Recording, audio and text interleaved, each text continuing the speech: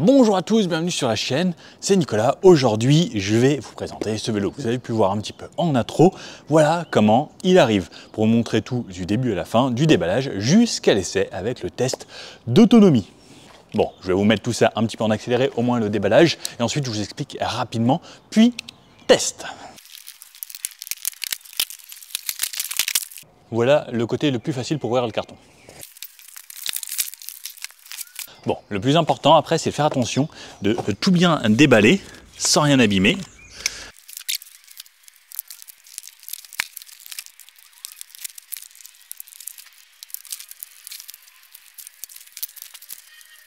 Bon, avant même de pouvoir commencer à le monter, il faut déjà tout enlever et déballer, ce qui prend déjà un petit peu de temps. Ensuite, il va falloir l'assembler et ça, je vous conseille de vous entourer de quelqu'un qui sait assembler un vélo pour ne pas faire n'importe quoi parce qu'à 25 km/h, ça roule quand même assez vite. Donc, soit passer par un professionnel, soit demander à un copain qui saura le faire et bien. Après, c'est possible de le faire soi-même. Il faut les quelques outils adaptés qui sont normalement fournis dans la petite sacoche. Si on suit tout bien, normalement on peut le faire, mais pensez à surtout bien vérifier tous les serrages à chaque fois.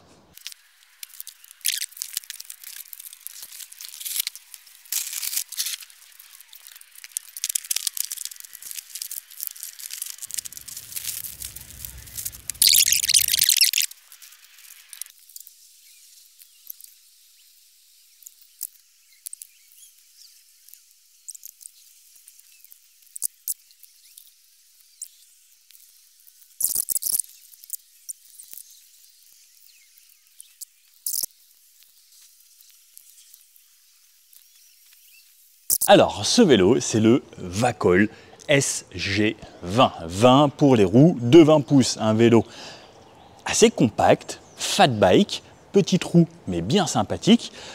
Suspension à l'avant, une petite suspension d'environ 40 mm à peu près, qui va permettre d'amortir les principaux chocs. C'est une suspension assez simple, seulement avec des ressorts. Pas d'huile, etc. Et on a quand même un blocage si l'on souhaite faire en sorte que la suspension travaille un petit peu moins. Au niveau du cadre, on peut voir qu'on a un beau cadre ici, hydroformé, avec des belles soudures, puisque c'est un cadre en aluminium pour garder un vélo avec un poids le plus contenu possible, puisqu'on sait que les vélos électriques c'est un petit peu plus lourd. Celui-ci pèse 32 kg une fois tout monté avec les accessoires.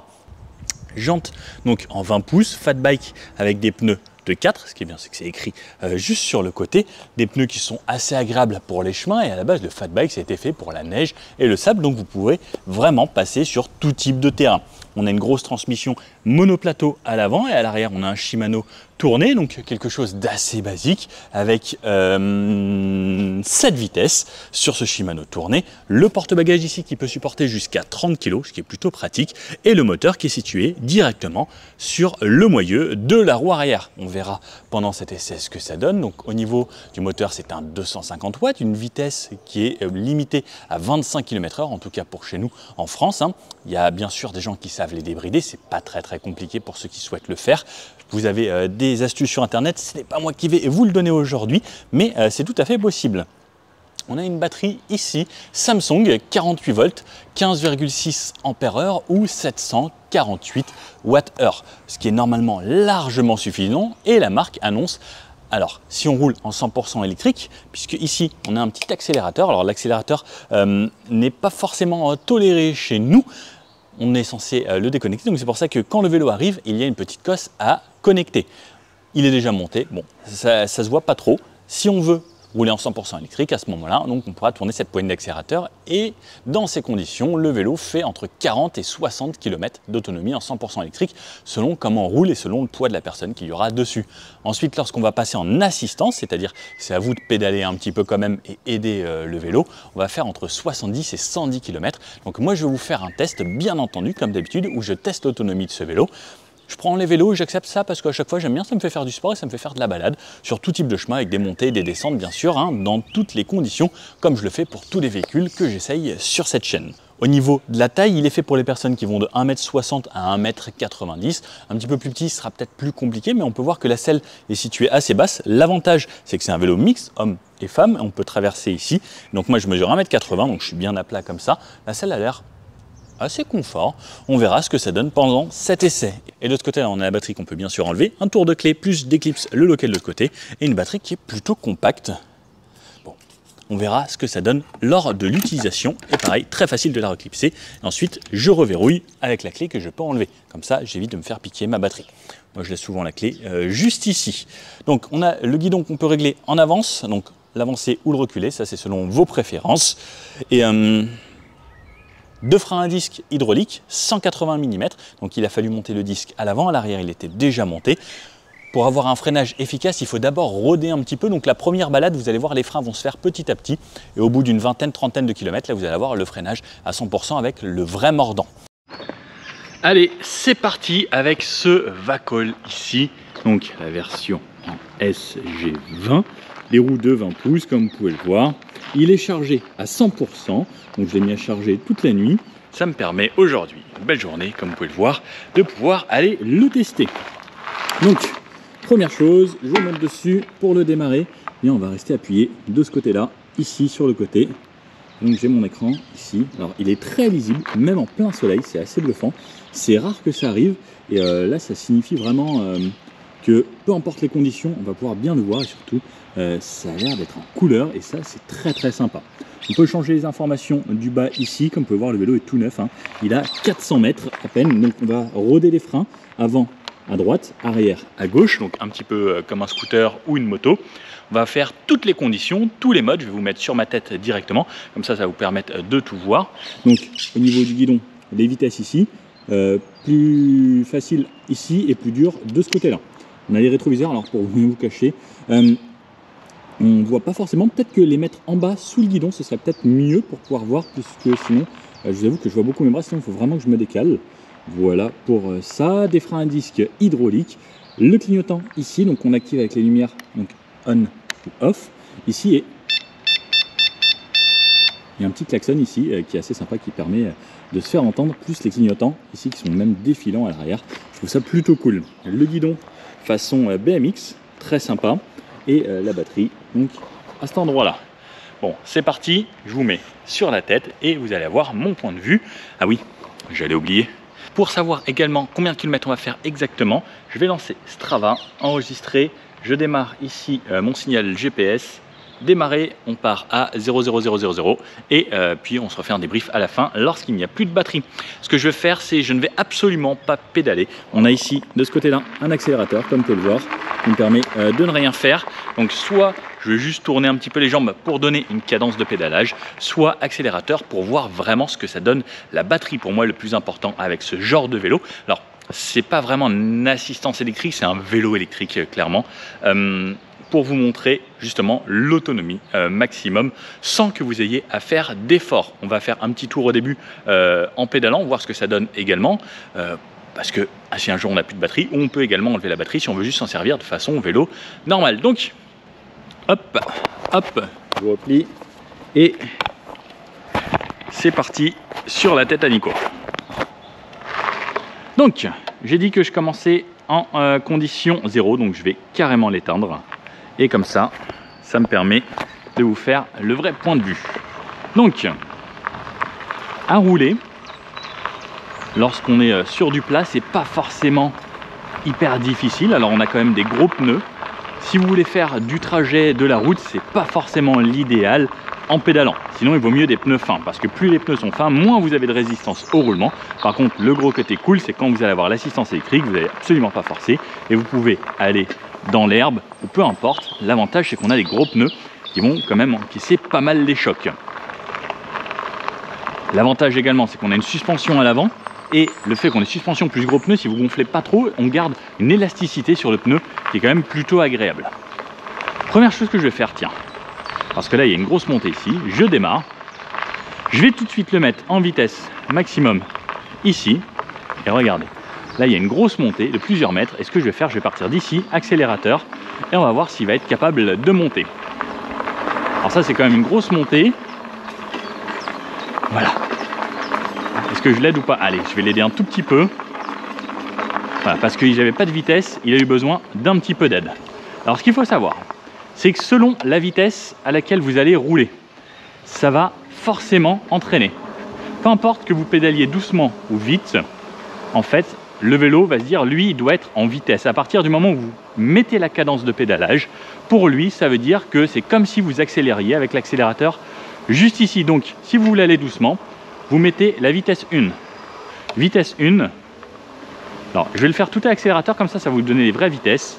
Vitesse 1 qui est ici aux alentours de 12 km/h, 12-13. Alors, c'est un poil en descente ici. On va aller se mettre sur un terrain vraiment plat juste après. Mais à partir du moment où vous activez la cadence de pédalage, le vélo va avancer. C'est pas plus vous pédalez, plus il avance. C'est à partir. Alors, on va tester un petit peu sur des petits chemins, voir ce que ça donne également.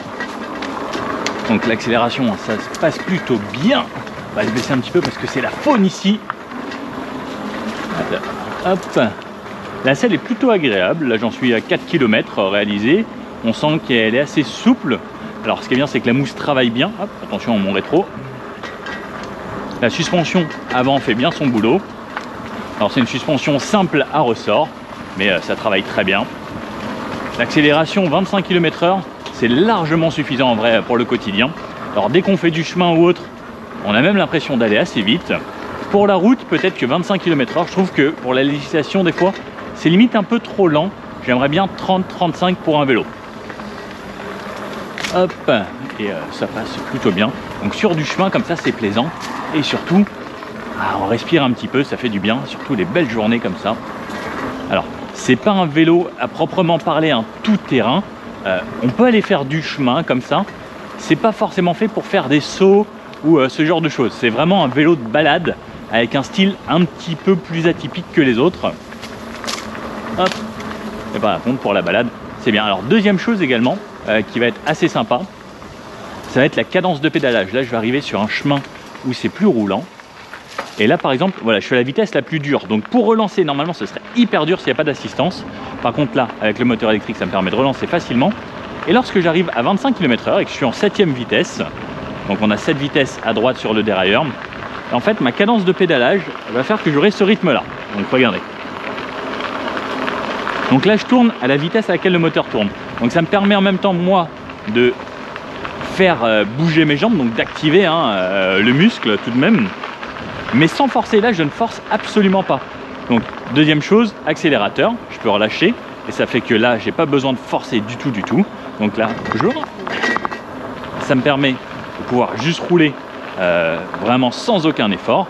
Par contre, je peux également faire le mouvement des jambes, ce qui me permet là, à ce moment-là, de faire un petit peu de sport. Et après, je peux ensuite forcer un petit peu plus pour aider le vélo. Et à ce moment-là, donc là, je vais avoir une autonomie plus grande parce que je l'aide quand même vraiment pas mal à partir du moment où je vais commencer à forcer dessus. Après, on n'est pas obligé de le faire parce que, comme je vous disais, à partir du moment où en fait on active la cadence de pédalage, le système va faire en sorte que ça réaccélère tout seul. Alors regardez, là par exemple, il y a des escaliers. Alors on peut les descendre. Hop, on entend juste un petit peu le garde-boue qui fait un petit peu de bruit. Mais sinon, on peut descendre des escaliers assez facilement sans aller trop vite. Mais ça se fait bien. Alors on continue la balade. Alors au niveau de la batterie, l'écran m'indique 81%. Et 81% et j'ai fait 5 km. Donc 20% égale 5 km. On va voir ce que ça donne vraiment cette batterie sur plus long terme. Alors ce qu'il faut savoir, c'est que c'était sa première charge complète. Alors souvent il lui faut 2 ou 3 charges avant d'être à son plein potentiel. Mais j'aime bien vous donner comme ça une idée de ce que ça donne dès que vous allez le recevoir. Bon allez, je continue.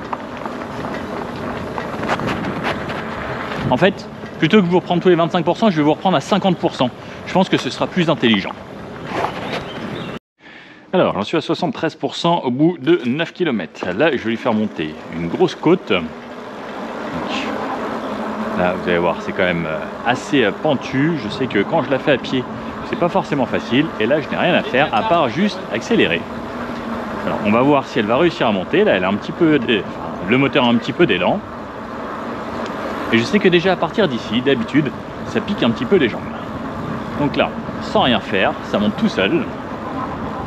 Hop, attention, hop là. Ça réaccélère. Pourtant, ici, c'est très très raide. Et même comme ça réaccélère. Hop, on continue. Je suis bien content de ne même pas avoir à pédaler du tout. Ça monte vraiment très facilement. Et c'est vrai que là, les vélos à assistance électrique, c'est plutôt fun. Là, le petit.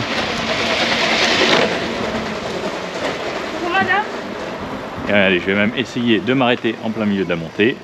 Est-ce que ça va repartir? Alors, sur le départ. Ah si, ça y va. À partir du moment où il se lance, c'est parti. Alors, plutôt intéressant et franchement bien. Hop.